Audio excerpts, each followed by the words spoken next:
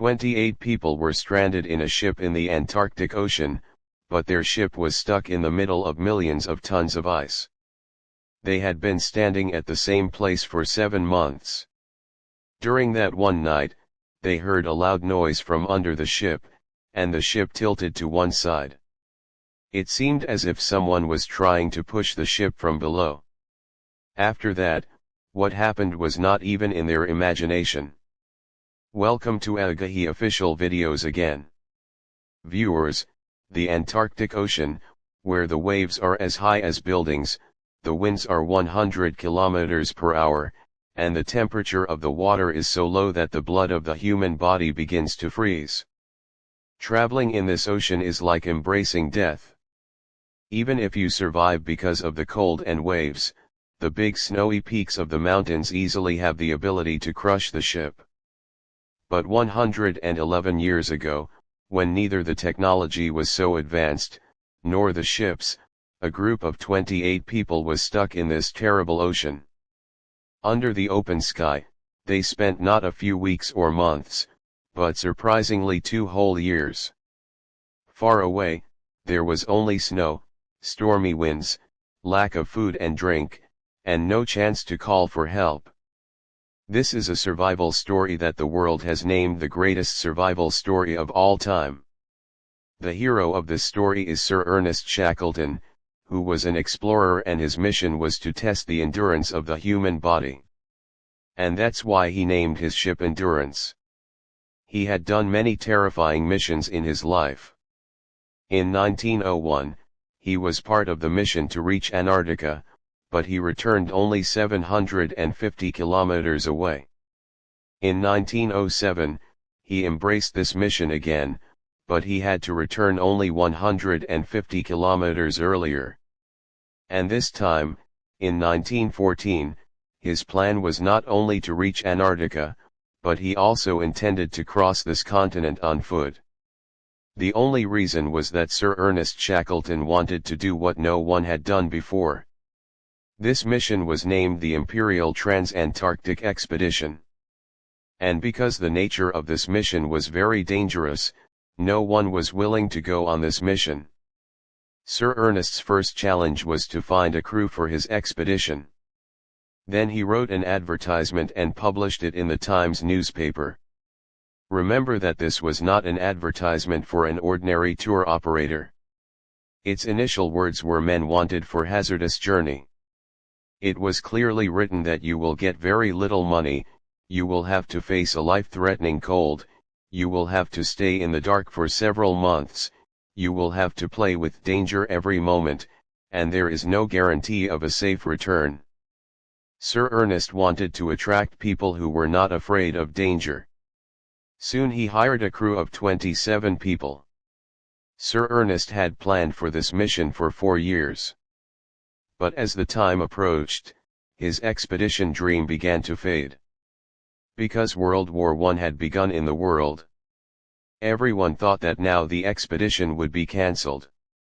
But Britain, which had declared war itself, gave permission to the Imperial Trans-Antarctic Expedition. A very strong ship was needed for this mission, which could cross the Antarctic Ocean covered with ice and move forward. But it was not an ordinary ship that could be made easily. Fortunately, such a ship was already available to sail in the Arctic. A Norwegian company had made this ship for another explorer, who wanted to take the elite class of that time on the hunt for polar bears through this ship. But his business model flopped. Sir Ernest bought this ship and named it Endurance. Endurance was specially made of thick American oak wood. And the design was such that the wood could withstand the intense pressure of the ice. It was a kind of hybrid ship, which had sails and an engine. Now finally the day had come, which Sir Ernest had been waiting for many years. On August 8, 1914, Endurance began its journey from Plymouth, England. For the next 4 months, he traveled in the Atlantic Ocean. First he went to Argentina, then to South Georgia Island, and after completing his final preparations there, on December 5, 1914, he turned the ship's direction towards the Weddell Sea in the Antarctic Ocean. There were 28 people in Endurance, as well as 50 large-class dogs, who had to be brought to the Antarctic Ocean to pull equipment. This journey continued for 46 days, and now they were about to reach the coast of Antarctica in just one day. But then on January 18, 1915, the first trouble blocked their way. It so happened that on the Weddell Sea, the layers of ice kept getting thicker and thicker, and at one point, these layers became 18 feet thick. And now Endurance did not have enough strength to tear them apart and move on. This ice was so weak that it was not even possible to start the journey on foot from here. Endurance was stuck in the ice about 130 kilometers before its destination, Vassal Bay. Initially, it seemed that this problem had come temporarily, but in fact, it proved to be the biggest problem on the way to the Imperial Trans-Antarctic Expedition. After trying for several days, they decided to manually move the 300-ton ship forward. For the next 2 days, the crew became exhausted while cutting through the ice, but this task was more difficult than they thought. After many days of hard work, they were able to move the ship forward only 300 meters, but then Endurance got stuck again. After trying to free the ship for a month, finally on February 14, 1915, Sir Ernest lost his courage. He decided to leave the ship on the natural movement of the ice. It is possible that the ice will break itself during this time. Endurance was working as a winter station.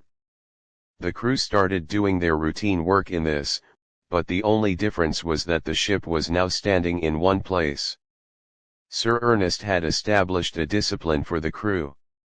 They used to discuss, play soccer, cut each other's hair, and spend time cooking, just waiting for the ice to break and give them a way to move forward or back. The crew's days passed in Endurance and everyone became closer to each other. Even with the animals, there was an emotional attachment.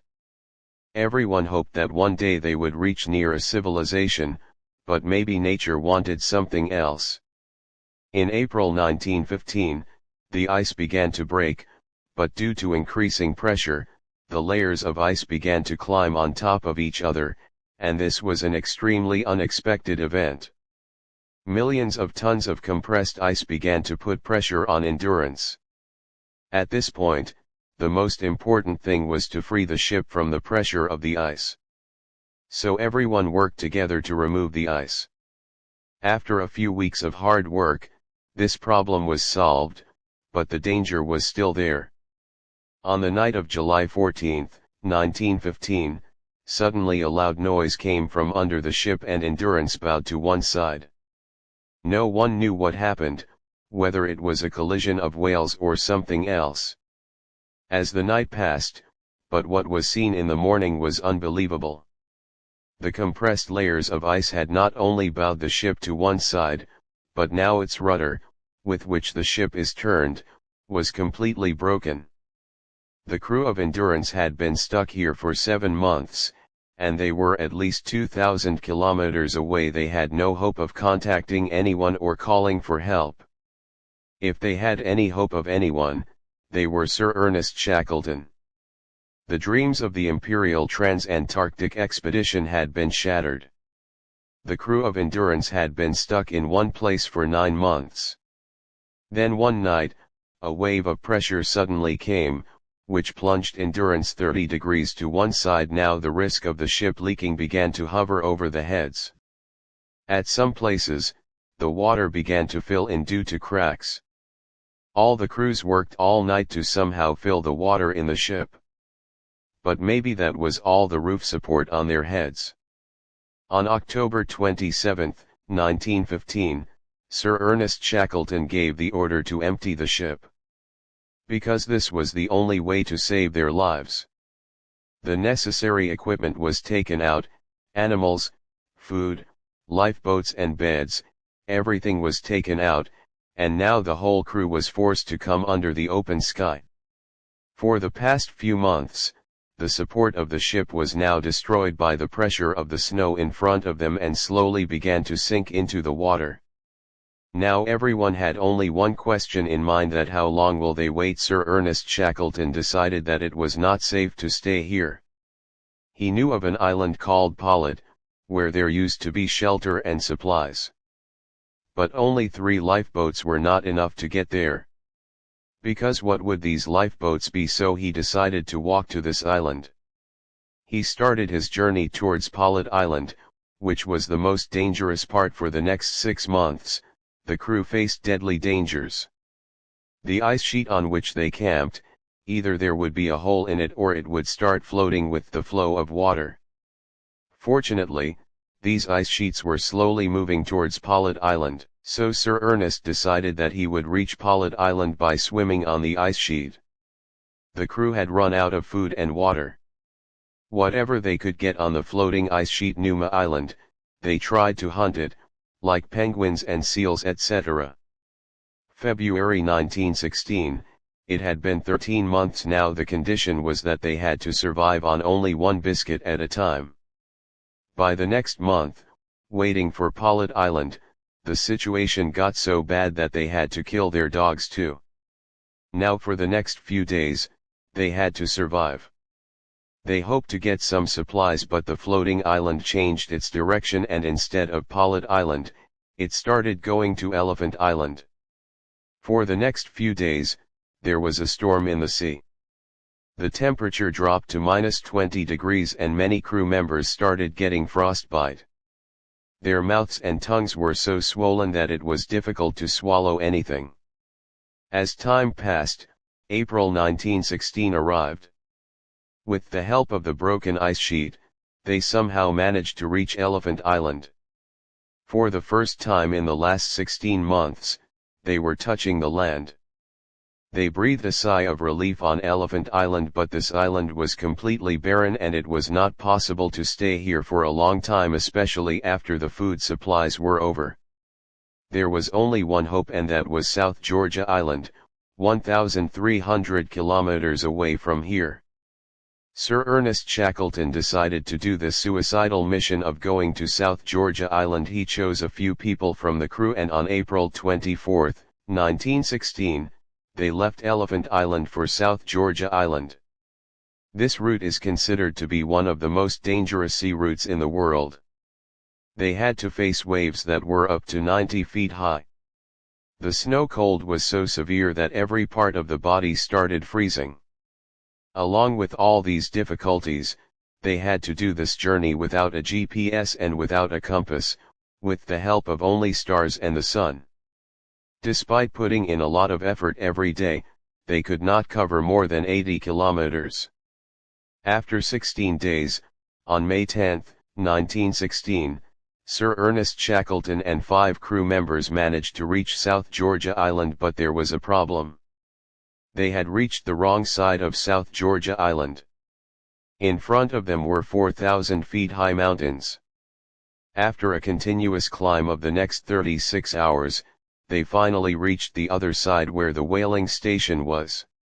Shackleton's condition was so bad that people at the whaling station could not recognize him. No one believed that Sir Ernest, who left about 1.5 years ago, had reached here in this condition. After staying in South Georgia for 3 days, Sir Ernest left for Elephant Island, where he had left 22 people in a bad condition. He made many unsuccessful attempts. Finally, on August 30, 1916, he saw smoke rising from a distance on Elephant Island, which was lit for a signal. Sir Ernest did not know how many of his people were alive, but when he came close, he found all the crew of Elephant Island alive and safe. On August 8, 1914, he left England for the first time.